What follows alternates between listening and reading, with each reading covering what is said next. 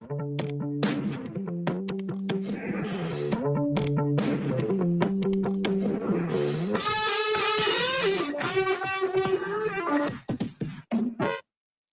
hello, everybody. Welcome once again to another Full Compass Full Access webinar here, where we bring you the industry experts to talk about subjects that you want to learn about.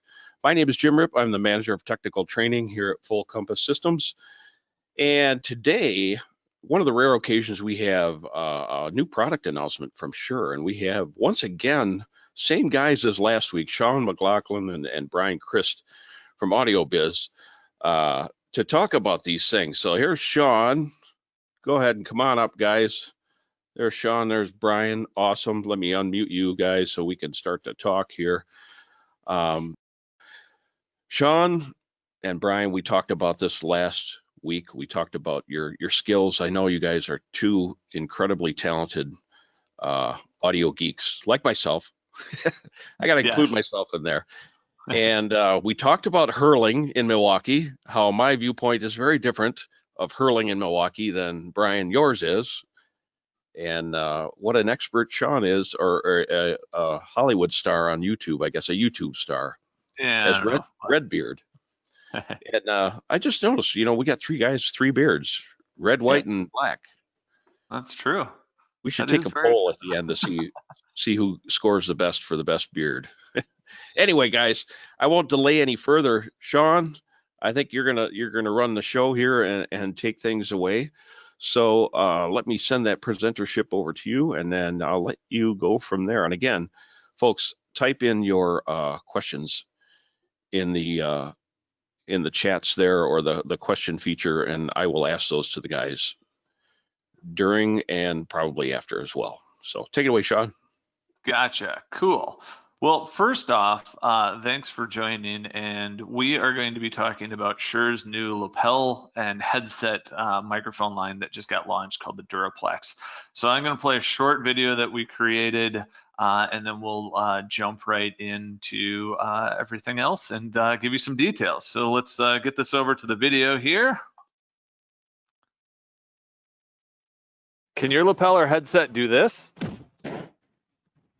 Hey everyone, this is Sean for Full Compass, and today we're talking about Shure's newest line of headset and lapel microphones, the DuraPlex. Shure microphones are synonymous with durability, and their new DuraPlex line goes above and beyond any other lapel or headset microphone you've ever seen before. Let's talk about the capsule.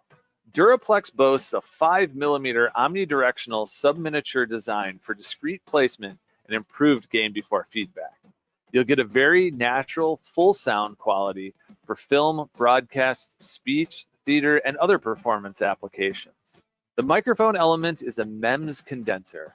A MEMS condenser element is extremely small, only 1 to 2 millimeters in size, and is extremely durable and captures great audio quality during your performances. Let's talk about the cable. Historically, on lapel microphones or headset mics, the point of failure tends to be the cable due to improper handling. Shure's engineering team has created a cable with unprecedented flex life. The DuraPlex comes with a 1.6mm Shure Plex cable. It's a fully paintable cable with virtually zero memory effect. Plex cabling has an exclusive spiral cable technology with redundant grounding, which lasts significantly longer than other cables in this category. Shure created this proven technology when they released the Twinplex line of microphones. You'll also get high RF immunity compatible with digital wireless systems without any RF interference. Let's talk about durability. Shure's DuraPlex is IP5 rated for dust and IP7 rated for water. So whether you're performing a baptism, conducting a cooking class, commentating on an MMA fight, or performing at Burning Man, Shure's DuraPlex series of lapel microphones and headsets have the durability, consistency, and simplicity to rock your next performance. For more information on DuraPlex, reach out to your Full Compass sales rep at fullcompass.com. So let me tell you, that was a fun video to shoot. Oh, Sean, I gotta jump on this one. That was classic. Love it. I I feel for you. Flour up the nose, ketchup in the eye, all kinds Yeah. of. Yeah, I That, don't that, recommend the ketchup in the eye. But funny anecdote, I am actually wearing the microphone right now that we used to shoot that video. So other than maybe giving it a little bath and a little toothbrush to get the paste that was created by the flour and the water and the milk out of it, it's doing quite awesome. So as you can see, it is definitely a durable microphone. So that's awesome. You know, the ketchup in the eye thing. I know all about that. As a kid, the only thing you had for fake blood was ketchup. yep, And exactly. you try and run a spook house or look cool for Halloween, and ketchup's in the eye, forget about it. That vinegar starts to burn like crazy. So, It does. So. all right. So, Sean, I'll let Cool. you go on from there. I'm All out. right. All right, so hopefully you guys should be seeing my screen now. So like we mentioned, we're going to be talking about the DuraPlex. So this is a new lapel and headset microphone that Shure launched today, and it's a waterproof and dust-proof, durable headset and lapel. So there's two different models. There's the DL4, which is going to be the lapel, hence the L in the name. So DuraPlex lapel, number 4. And then there's the DH5, which is the headset. Keep that in mind. I've got a couple different options there. So really, the thought process for this product really kind of had 3 pillars of durability, consistency, and simplicity. So the durability, Shure wanted to create, as always with all of their products, they meet these crazy standards of durability. And we've got this with our Twinplex line, we've got this with our other wireless products, but this kind of takes it to a whole nother level with the DuraPlex line. So it's an IP57 rated capsule on there, and it uses our Plex cable. We'll get into some of this a little bit more of where this kind of fits, but really it's designed to fit in any kind of challenging conditions. It does give a really neutral, flat sound. There is some presence caps available, which I'll get into in a little bit, but as you can hear, I am on the microphone and it sounds quite good. Was doing some demonstrations for the Full Compass sales team yesterday on this and got a lot of compliments of how natural the mic sounded. And then from a simplicity standpoint, it's really just not kind of buggering the whole lineup with a bunch of different accessories. It kind of comes with everything that you need out of the box. So what makes it different? So first off, it's a really small capsule. You can kind of see on my face there, it's a little hard to see, but it's a 5mm omnidirectional capsule. So it's a really small capsule. It's a little bit larger than our Twinplex line, if you've seen that, but very small, easy to hide, not very obtrusive. Does give a really nice flat sound. It is kind of more tailored for the speech applications versus our like Twinplex line, which gives you a little bit more frequency response so you can mic instruments and other things like that. Whereas DuraPlex really is focused kind of on that speech market there. It does come with a presence cap. Right now, I am not actually wearing the presence cap, so I'm in more of the neutral tailoring, but with the presence cap on, it gives you a little bit of a high frequency boost to help with speech intelligibility for presentations and things like that. And I've got some frequency responses showing that later on in the presentation. And another thing with, a lot of the Shure products, obviously we're using these with a lot of digital wireless, whether it's our brand or other brands, but digital wireless can cause some issues with unshielded cables and microphones. So some of the competitive products out on the marketplace don't really do that well with digital wireless. You can get harmonic information through the cabling. You can get noise from the transmitters, but these cables and microphones are extremely shielded, so they've got really good RF immunity. So it works well with all of our digital wireless and many others. So the DuraPlex capsule is a little bit different of a design than Shure has done in the past. So this is actually using a technology called MEMS. It's a MEMS condenser element. So these elements are extremely small. As you can see it on the slide, it's only a 1 to 2 millimeter size for the actual microphone element. And they're designed, you can kind of see some images on the right-hand side there, with PCBs. So the microphone is actually part of a PCB assembly, and then it has a protective cover over it. And that cover is what gives you that ingress protection for dust and water. So there's a very small opening for the sound waves to get through. That makes it super durable, but it also gives you a really good audio quality. So that's why this type of capsule was chosen for the DuraPlex line. Hey, Sean, I'm going to jump in here. Is this the first MEMS condenser mic that Shure Yes, has put out? Yes, this is the first one that Shure has ever done with a MEMS type element. So it's not necessarily a new technology or something unique to Shure. This particular capsule is, but MEMS capsules are used, throughout the industry on a lot of kind of applications where you need a durable microphone, that is waterproof and resistant. I believe actually versions of these are used in like cell phones and things like that, where there is a lot of dust potential or debris and water. Yeah, I mean, it's just a little teeny pinhole that basically that they can get the sound out of. And for those of you, diving a little bit deeper, the MEMS mic, it's a micro electromechanical system. Is that correct? Yes. I believe. And it's a permanently charged capacitor that has two membranes, one being a stationary one and one that's flexible. And as the sound pressure changes, that flexible one it pushes the electrical signal out, and then it's just a small op amp from there to boost the signal. And Yeah. super small. It's just amazing.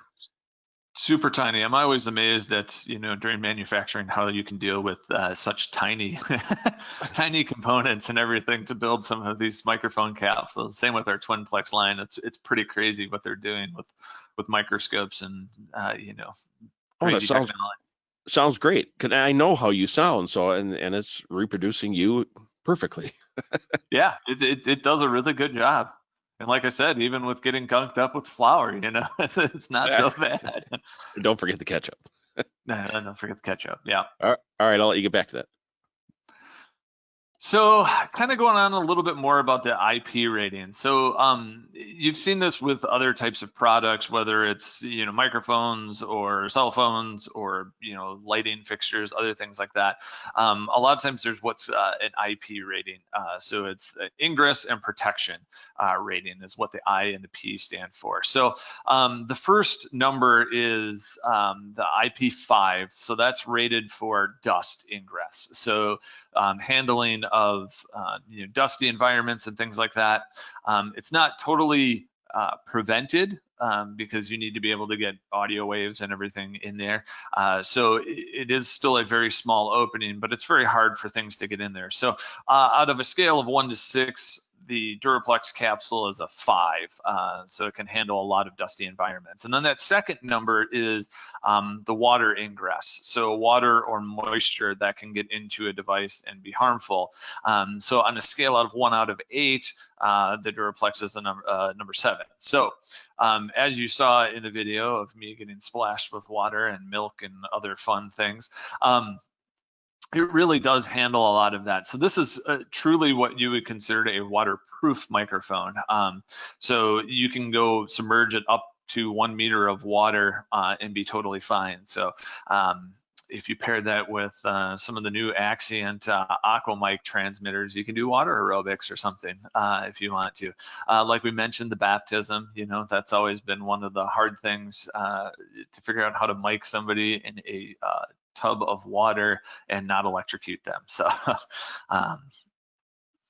so another kind of unique thing with the DuraPlex is the cable that we use. So Shure invented the Shure Plex cable with the creation of our Twinplex line of microphones. So this is kind of our high tier, very much broadcast theater application microphones that's been out. But the cable design, there was a lot of time spent into this. Reason for that is the cable typically on lapels and headsets is the first thing to go, because you get somebody that wraps a cable around a body pack or something like that, and eventually over time it breaks the shield and it breaks down the conductors that are in there, because you're dealing with very very small wires that are inside that cable. So the Shure Plex cable is actually a 1.6 millimeter cable, so very small. I'll show you on the camera later, overhead shot. Actually, I can just do that right now, so you can kind of see how small that cable is. It's a very small cable. So the 1.6 millimeter cable, it does have a exclusive patented spiral cable technology in there. So it has redundant grounding, which is good for overall breakdown of the cable. So if one of the shields is ever broken, it actually can rely on the other shield for that RF rejection. Shure built this funny machine, which I should have had a video on it, but it literally takes a microphone cable and they tie a knot in it and put I believe it's a 1 pound weight on there, and the machine just sits there and bends like this until the audio stops.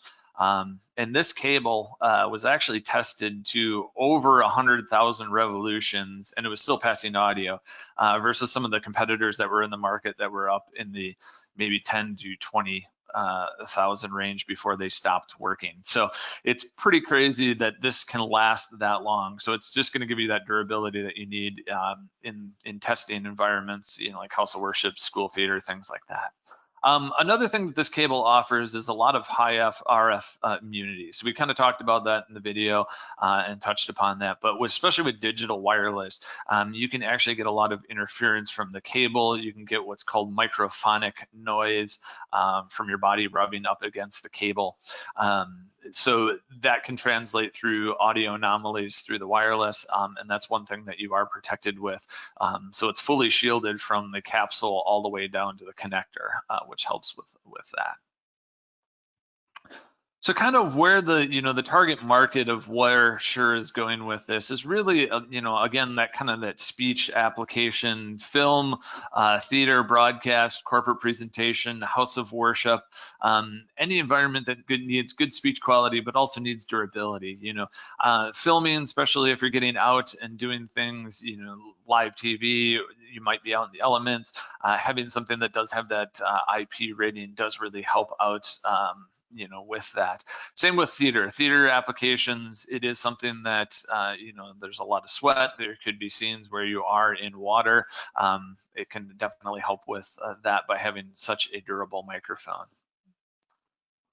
So I'm going to kind of go through the naming nomenclature. This is for all you audio geeks out there that might be interested in purchasing one, but it's pretty easy to determine the part numbers that are in there. So you've got our DuraPlex lapel, the DL4. Then you've got a color nomenclature, which I'll get into a little bit here of the different colors. And then the capsule type, it's an omnidirectional. Currently, right now, there is only an omni capsule that is designed in the DuraPlex line. And then you've got your termination. So the MTQG is a Shure TA4F connector that you're all used to on every Shure wireless out there. But we do also offer other terminations, LEMO connections, other things like that. You can also get them custom terminated if you need to. And then the A at the end of the lapel actually distinguishes that it comes with all of the accessories that you'll need. So there's a little accessory pack, which I'll get into in a little bit, that kind of goes through some of that. And then same with the headset, it's really just the color and the connection that's on there. And again, it does come with a few accessories that you would need. So the lapel is offered in a few different colors. We've got black, cocoa, tan, and white. Kind of one thing too, if you are going down that theater application, one of the cool things about the Shure Plex cable is it's very flexible and it's also very resistant to things like painting. When you get into theater applications and you're trying to put a lapel or a headset into a microphone or a costume, it might get makeup on it, it might need to be painted.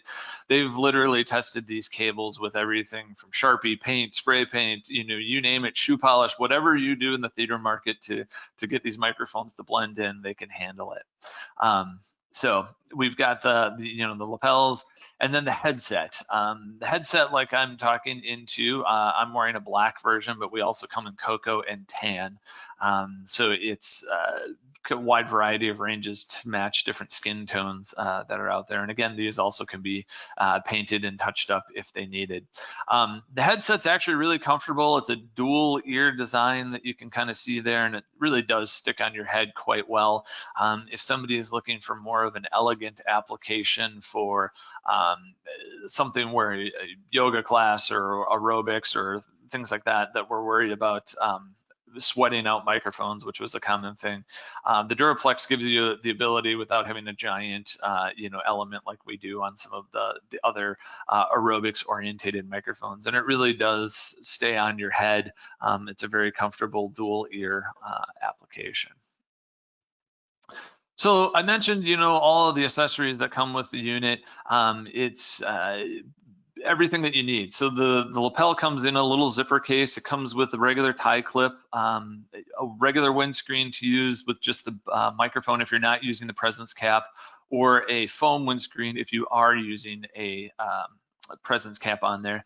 And then also a little sticky mount. So the sticky mount's actually something, I haven't even unpacked my sticky mount, but we can show this quickly here on the overview screen. The little sticky mount is actually kind of unique in that you can get little sticky tabs to mount this in other locations. So the microphone actually just launches up inside of there like this, and it can be used with these little sticky adhesives to go on a wall or on a person's clothing that they may not want to use a regular alligator clip like that. So it's kind of a unique little accessory that gives you a little bit more mounting options. Headset also does come in a carrying case, and it comes with a little clip to keep the cable behind your head, and it also comes with the windscreens and everything that you want. And then it also does come with the threaded TA4F adapter. So it's kind of hard to see on the camera there, but a lot of the Shure packs now have the ability to use a screw thread versus just the locking connector. So if you want to swap that out, you can do that very easily, and it does come with it. So Shure's obviously got a lot of lapel microphones and headsets now in the lineup, and our Twinplex line launched late last year and really started shipping, and that was kind of our high-end microphone. And this is kind of how the DuraPlex kind of stacks up versus the Twinplex. So there's a little bit of a difference between, again, the design of the capsule as well as the audio performance. So the DuraPlex is, it's a single element design. It's really designed for a natural full sound. Twinplex, like I mentioned before, is a dual element design. So it's actually got a little bit wider frequency response. It works well for miking up instruments and things like that. The DuraPlex is a little bit more durable, hence the name. So it is, that IP57 rating for that ingress protection. Twinplex, it's got a super hydrophobic coating. That's a fun one to say. But this coating is put on the microphones to resist moisture and things like that, especially in the house of worship. Lapel microphones, I'm putting it near my mouth. If you're singing, it can get a lot of sweat and spit and things in there. And it does resist that in our Twinplex line, but the DuraPlex kind of takes it to a whole nother level. You also get a little bit smaller cable options on DuraPlex, or on Twinplex, I guess I should say, and there's a little bit more options with some accessories and things like that. So you've got two very good options there. And this also just kind of gives you some frequency specs to kind of compare the two. You've got really good SPL handling on the dynamic range with the DuraPlex at a little over 100 dB SPL, but that Twinplex can also get just that much farther with that. So that's another kind of differentiator. DuraPlex also is a little bit noisier of a noise floor on it than the Twinplex. So if you're looking for something that's really dead quiet, that Twinplex lineup will go through there. But you can also see on the graph on the right-hand side, the frequency response of the Twinplex with and without that presence cap on there. So you can see that presence cap does give you a little bit of a higher boost in SPL or in frequency. So kind of also comparing the two between our Twinplex and our DuraPlex headsets. Like I mentioned, they're very similar design in that they're both a dual over-the-ear setup. The DuraPlex headset is a little beefier, I would say. You know, it's a 1.2 millimeter frame versus the 0.5 millimeter that the Twinplex is. So the Twinplex is very flexible, very lightweight. It can get very small. So you can mic up kids. The DuraPlex line also gets very small, which is nice, but the frame's a little bit beefier. So in those more demanding applications, it actually does really well. And like I mentioned before, it's very comfortable and it does really stick on your head. I don't want to shake my head too much, but it really does stay on there. So if you are looking at something for a performance application where you might be moving around, you know, aerobics, things like that, dance, where you want a very small profile microphone, you've got that. And then you do have the ability to reverse mounting. So if you want the microphone element to come out of the right or the left-hand side of your face. So got some options there. Kind of also just wanted to throw this slide in there of where everything kind of sits up. We're hoping to get these available for people to download of kind of how it compares against the rest of the Shure lineup. So we've got some of our WL microphones that people are probably very familiar with. The WL183 has been a popular one that is also very rugged and has been around forever, but it's a lot larger of an element than the DuraPlex and you know, the Twinplex lineup of mics. So from a competition standpoint, you know, this is where we kind of sit in the marketplace, you know, in the, you know, especially House of Worship market, Point Source, Countryman, Sennheiser, you know, they've all been very well known. So this DuraPlex line really does kind of fit really well in the marketplace, and it's giving you a lot of performance against some of the competition that is out there. So you can kind of see that on this chart here. And then also same with our headsets. You know, again, some very good stiff competition that's out there. But if you are looking for a really good durable microphone, DuraPlex is one for you. So that's really kind of, you know, the overview of the DuraPlex system of mics. Again, just launching today. So I guess, are there any questions that popped up? Hey, Sean. Yeah, actually there are. Sorry, it was a little bit of a delay there. Oh, that's fine. It's some good questions too. And there's Brian. Good, Brian's on, so Brian can chip in here. We got a question from Steve. It says, "Is the headset and lapel mic, are they the same in the DuraPlex? Are the two, in other words, the same head, the same mic on both of those?" Yeah, so they're the same element, but it's not you know, the headset is you know, a rigid boom. Obviously, here we can switch my mic or my camera. So the, you know, the headset does you know, have the hard boom portion on there, but the element is actually the same between the two. I know it's a little hard to see with things that are this tiny, but you can kind of see, hopefully, there we go, my contrast. Yeah. It's really hard to put things on camera without doing that. When they're but that small, yeah. yes, they are the same elements, just kind of a different setup. Okay. On the DH5, this question is from Tom. DH5, is the cable replaceable? The cable is not serviceable on this unit. I guess from a field perspective, I would need to check with Shure service department if it's something that can be sent in for service. But I will tell you this, again, that cable was derived from stuff that was designed for our Twinplex line. And that Twinplex line has been out for, you know, going on a year now, and much longer in beta testing. And a lot of Broadway theater used these for different events, and they've never, you know, there was one article, I can't remember what show it is, but they had mentioned that they didn't lose any wires throughout the whole run of the show. And they typically, when using some of the competitive products that they switched from, you know, they would just kind of budget to, replace mics every couple, every few shows, because they would always lose a few just from, the abuse that goes on. And they really didn't have that with the Twinplex line.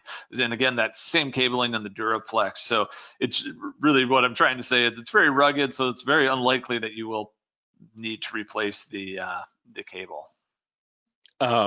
If there's one thing that is hard on a cable like that, it's a high school musical. Yep. I've been involved in them. I've rented oodles of headsets and mics, and they come back just mangled. So a cable like that is important. How many people wrap them around body packs, they get yanked on. People forget during costume changes that they're wearing them. It's exactly. Theater's an abusive market for microphones. It's kind of, so you wouldn't think that, but. So along those lines, Tom, one of the other questions that Tom had along with replacing the cable is, you mentioned that it's designed for speech. Does that mean it's not the first choice for a high school musical? Oh, I guess I should say voice reproduction. Let me clarify, not just speech, but voice reproduction. Okay. The frequency response on like our Twinplex line is a little bit larger, so it tends to work better for some like instrument applications where people are using lav mics for miking cellos and things like that you need a broader frequency response. The Twinplex, I guess I should reword myself, that it is meant for voice applications. So it does well for singing. I am not going to embarrass myself and do any singing on here, but trust me, it does work well for that. Brian, you going to sing for us? I don't think you want that either, quite frankly. Yeah.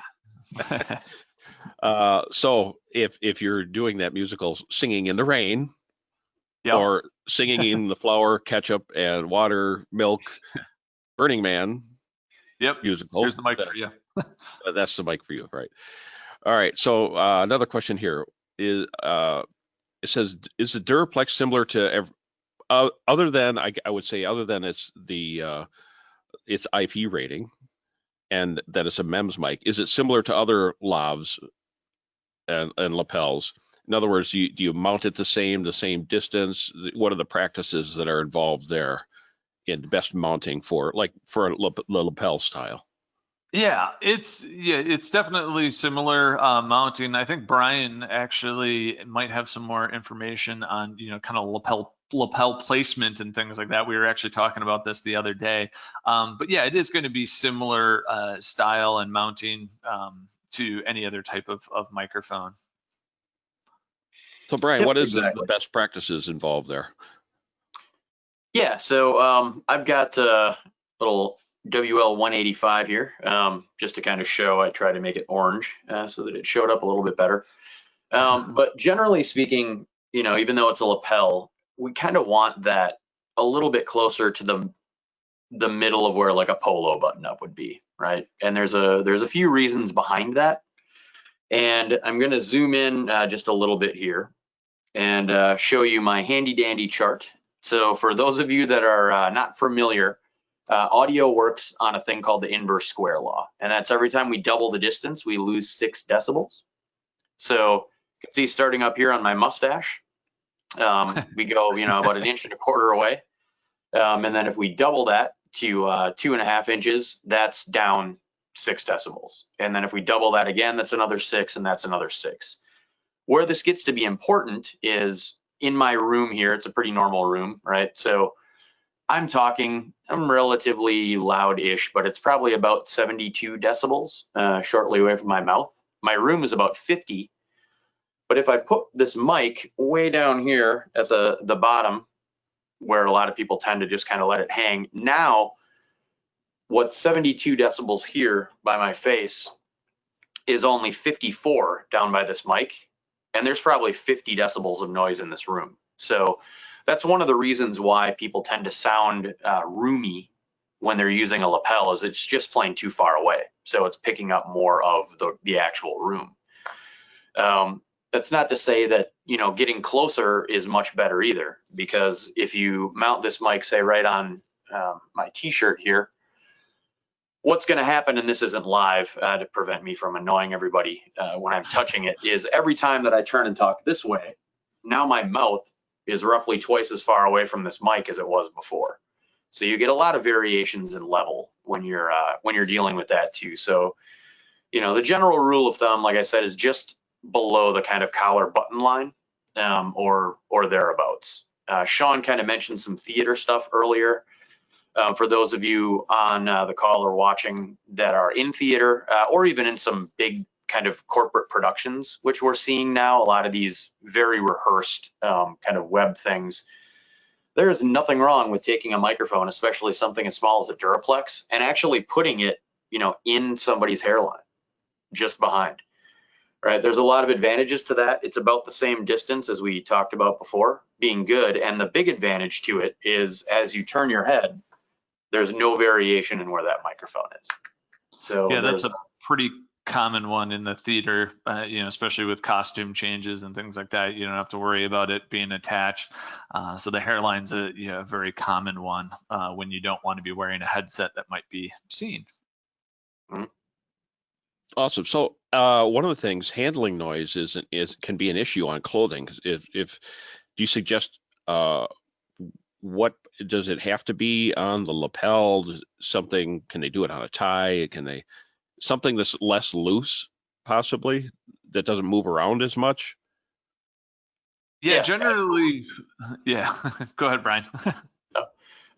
Yeah, I mean, anything that's in that area will do just fine. With the Twinplex line, Shure actually makes a really nice little magnetic mount so that can go, the magnet goes behind the clothing, and that mic can kind of go wherever on any piece of clothing. But yeah, generally, you know, you just you want that in line with your mouth because of the turning your head issue and the variations. But yeah, any place is as good as another, especially with the handling noise. And you will notice the handling noise will tend to go up as your pattern tends to get tighter, just because of how the microphones work. So all the DuraPlex stuff is an omnidirectional. So like in this case, it's just a nice, you know, round pattern. It's picking up everywhere. Some of the other mics, you know, if you've got a supercardioid pattern like this, for example, just by nature, that's going to pick up a lot more of the microphone and the handling noise just because of what it's doing. Well, you got lots of little extra things to show us there. The cutouts of the patterns, and that's great. Lots of training happening here, folks. One of the things in watching Broadway, I always try and look and see if I can spot that mic. And also, you know, looking at the close-up pictures that you see out on the internet of the Broadway shows, I always try and find the mic. And you're right, up in the hair is one that they do quite often.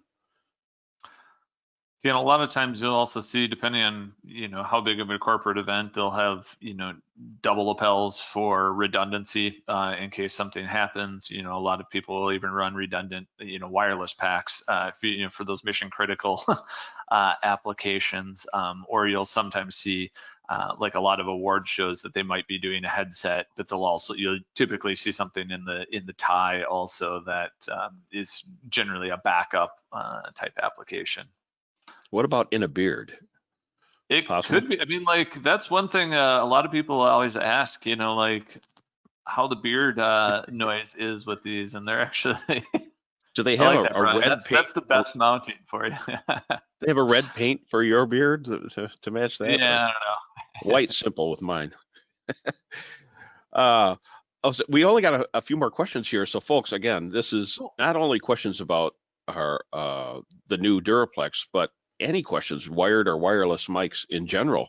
And these guys are here to answer them. So I do have a question here from Steve. What is the suitable receiver for the DL4?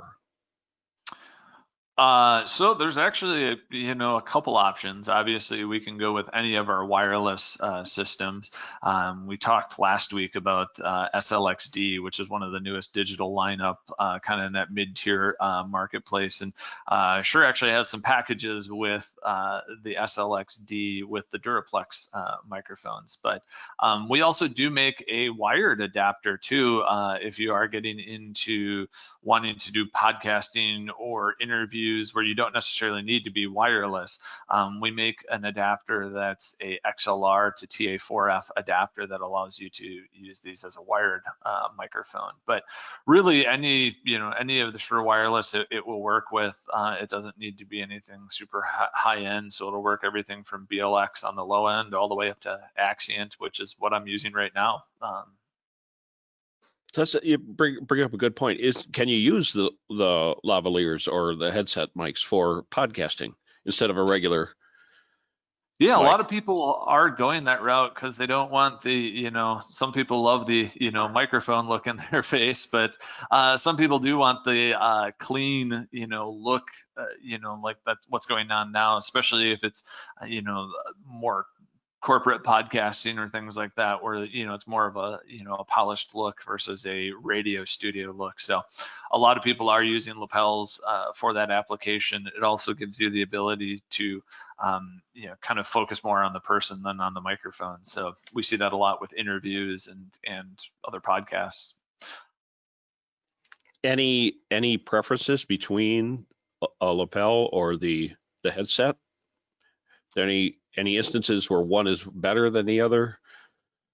I always prefer a headset just because it's closer to the noise source. Like Brian was talking, when you get lapels, if you're a live sound guy, it's not so much on broadcast, but live sound lapels they're horrible to deal with. It's one of the most toughest microphones to get, we call ringing it in, so you're not causing feedback in the system, because typically you do need to gain them up quite a bit because of where they are on the body. Like Brian was saying, when I'm a foot away from my source, the SPL has dropped quite a bit, so you need to turn up your gain, which can increase your signal to noise. It also can create feedback, so you tend to notch things out quite a bit with lapel microphones sometimes to get them not to feed back in the space. And that's where a lapel or a headset mic really kind of comes into play, is that you're just closer to the noise source. You don't have to have the gain up as much. They're a little bit easier to play with in a live sound application. Plus, like Brian said, I can move my head anywhere and my microphone's going to stay exactly, at the corner of my mouth, picking me up. So what's the length of the cable coming off of those? Good question. Here, let me pull out my pack. I would say it's an arm length, and then running up my back, it's probably 5 feet. I would say About 5 feet. Okay, it's pretty standard. Yeah, pretty standard. So, all right. So we have. I got to read through this. This is from Tim. Says, I'm the theater TD for a 2800 student high school. We've been a Shure shop for a long time. Love the products in this age of COVID. What can you suggest for cleaning, disinfecting elements? I know we sell a specific microphone spray cleaner for that. Yeah, is there anything else you guys recommend? Several of those out there. Shure actually recently, if you look on their the tech site, they posted some facts about cleaning microphones. I think one of the great things about the DuraPlex line is it is so water resistant and ingress resistant that you can use a lot of cleaners. So just straight rubbing alcohol on there, you're not going to have to worry about potentially damaging the element.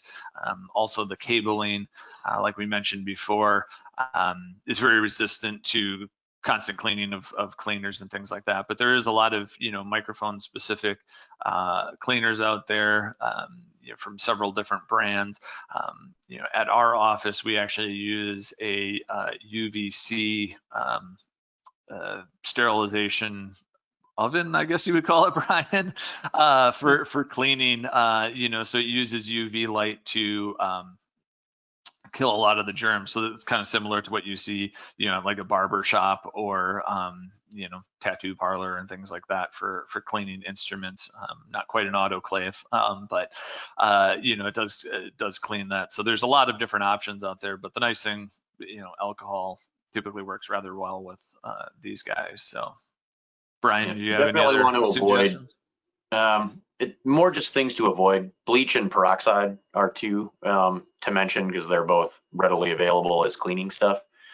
And it's primarily for those two the effect that it actually has on the plastics that make up a lot of these. So it will tend to degrade stuff over time.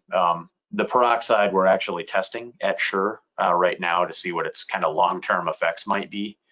But one thing that was just recently brought up is like Dawn dish detergent, for example, right? So it's kind of widely known to be very gentle. You've probably seen the ads where they're scrubbing like little baby ducks that have oil on them and such, but it does a really good job of removing those oils that you're going to get from, not only your face and your hands, but if you're in theater, makeup, things like that. So a nice light Dawn mixture will work really well for those as well. Yeah, so I would say try to avoid the real heavy duty. You mentioned the cable is paintable, but try to avoid like paint thinners and it's just good idea across the board for a lot of stuff like that. We got a shout out. It says, hi, Sean. It says, I have 5 of the Shure GLX4s. Thank you, Steve. This is Steve. He has 5 GLX4 systems, but is having some cutoff during worship service. Any suggestions? There's a lot that can cause that. So I'll let you take it from there, both Sean and Brian.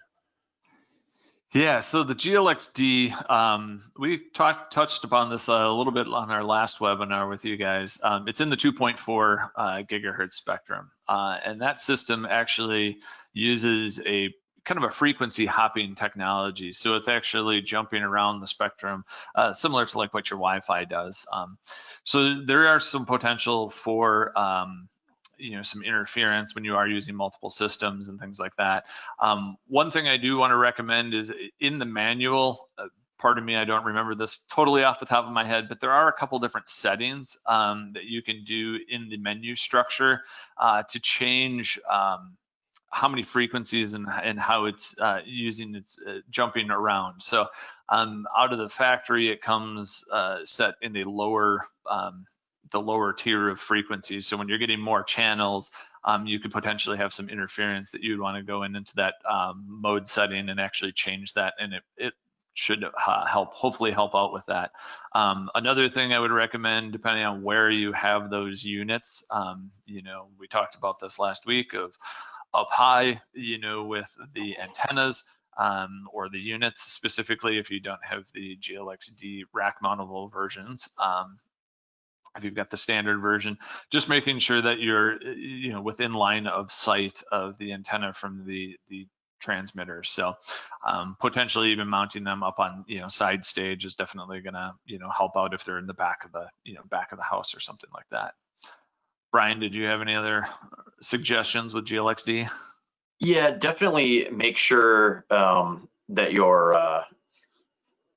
your musicians do not have personal cell devices on them as much as is possible. I know nowadays a lot of people are using monitoring apps and things like that, but the farther away you can get any potential sources of 2.4, the greater your odds of having that communication be a little bit more solid. So if somebody tends to go out there with their phone even in their back pocket, just having them putting in and turning the Wi-Fi off, airplane mode, whatever, or just ideally leaving it nowhere near there is going to give you a little bit of a better boost on it. Yeah, that's actually a good point. And it looks like I'm frozen. Oh, now I'm back. I had a friend of mine that got a couple of units that they were using for guitar rig, and they had it mounted in their rack. They were a traveling band, and they were running into issues. And it turns out they were using a Behringer mixer that used Wi-Fi. It was around the rack mount, the X Air, which was basically putting a 2.4 transmitter right next to the receivers. So you were getting a lot of audible noise just because of, again, using that iPad to control that mixer. So by removing it to a different rack, that actually cleared up a lot of that. So that brings up a good question in my mind. This one question coming from me. Since COVID, as you know, I mean, everybody, their only connection now is Wi-Fi on the internet, with other people. A lot more people have you guys seen that the noise floor of 2.4 has gone up at all in a lot of areas, metropolitan areas? Is that becoming more and more an issue with more people using that? I personally haven't seen it, mainly because in my experience, people aren't necessarily adding more wireless points. They're just using more of the bandwidth. So that in of itself isn't quite as much of a concern, but certainly there are people and locations where they're adding more and more, 2.4 endpoints specifically.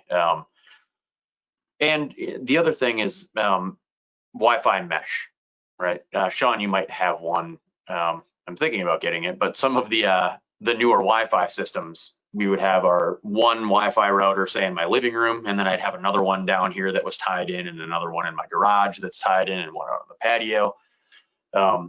And things like that, where people are distributing, where it used to just be, hey, I'm going to go to Walmart and buy a Linksys router, and that's going to be my Wi-Fi. That could potentially be more of a concern as people kind of make their setups more robust. That's a good point. So let's take this to more and more people are streaming out of their homes. Musicians, you name it. They're doing podcasting. And like you said, we have those webs that they're in their house. They have that big balloon of 2.4 gigahertz. Do you suggest going with a wired mic as opposed to using a wireless within those situations for streaming, or wireless okay for streaming as well? I would certainly recommend wired if you can, for a number of reasons. Our wireless obviously sounds really, really good, but with a wired mic, you're never going to get radio interference, right? Or at least with a well-designed one like we have. You're never going to forget to charge the battery. You're never going to have your kid take the 2 AA batteries out of your microphone to go put it in his TV remote. There's so many different little things where if you have the luxury of just sitting in this chair and only moving, a certain amount, wired is definitely the way to go. It sounds like you're speaking from experience there, Brian. Maybe. Maybe. Yeah, and a lot of times, it kind of depends on what you're doing too.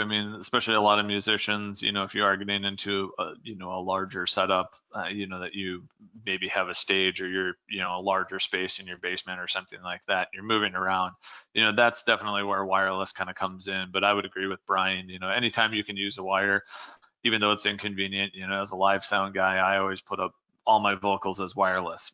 Why? Because it's, 4 to 6 cables I have to wrap less at the end of the night. But that's just me being lazy. But yeah, you do potentially run into a lot more issues with wireless, and there's a lot more things you have to think about with RF and all of that. This is also coming from a guy who's using a wireless mic while I'm sitting, an arm's length away from my interface and an arm's length away from the transmitter.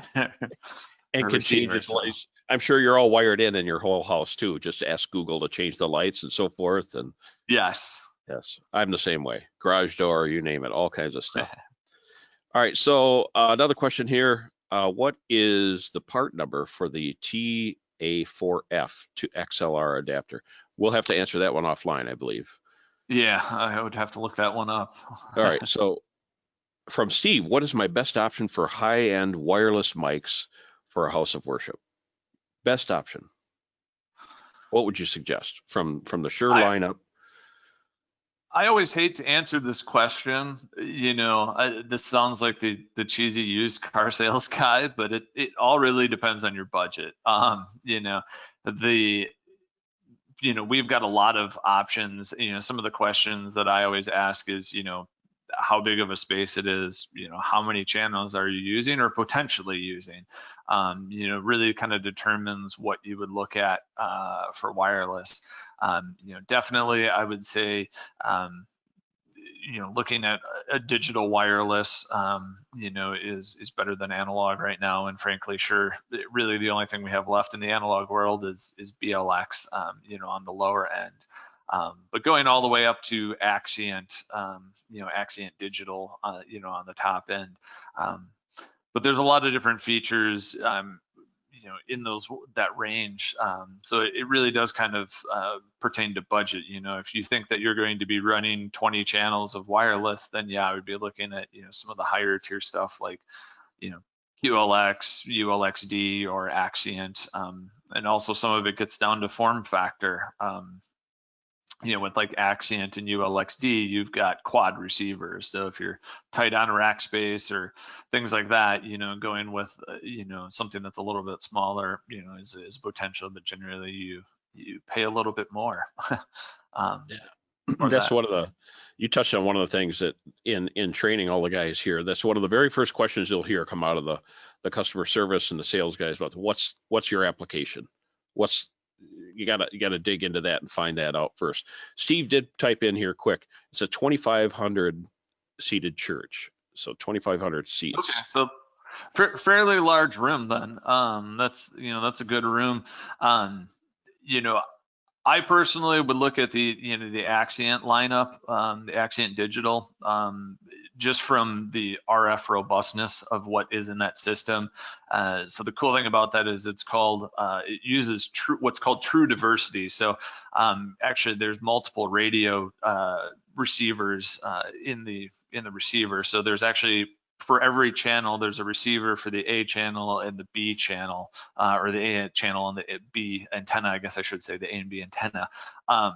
So it just gives you a lot more robust performance, from the aspect of an RF standard, where like QLXD and ULXD use what's called predictive diversity. So it's just a different way of doing diversity, but there's potential depending on the noise floor and other things that are going on. To have dropouts. One of the other nice things with Axient is there's pretty much one frequency band for the whole United States. So you don't really have to worry about getting correct frequency bands and making them fit. Depending on your space, you might not get a lot of outside RF, so it gives you just a lot more open options there. And with Axient, you kind of even have a couple options above and beyond that, from transmitter wise. You've got the AD and then the ADX versions of the transmitters. So the ADX gets into some of the really advanced features like automatic frequency avoidance and things like that, where it actually uses a communication between the transmitter and the receiver to automatically change frequencies. You can change gain remotely, some things like that. But that's definitely more on the high end of stuff. A lot of people kind of gravitate towards Axient Digital in the AD format in a lot of house of worship, especially the larger ones.